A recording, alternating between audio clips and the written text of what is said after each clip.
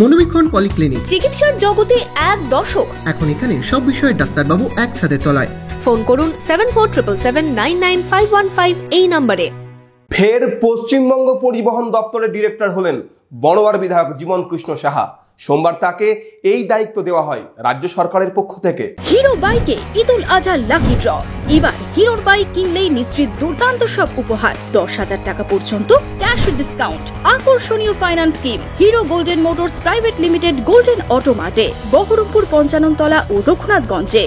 Jail থেকে ফিরেই ফের পশ্চিমবঙ্গ পরিবহন দপ্তরের ডিরেক্টর হলেন বড়োয়ার বিধায়ক জীবন কৃষ্ণ সাহা।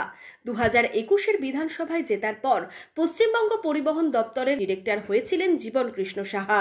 তবে নিয়োগ দুর্নীতি কাণ্ডে জেলে যাওয়ার পর তার পদ হারায়। সম্প্রতি জামিনে মুক্ত হয়েছেন বড়োয়ার বিধায়ক। এবার ফের তার পুরনো দল ফিরে পেলেন।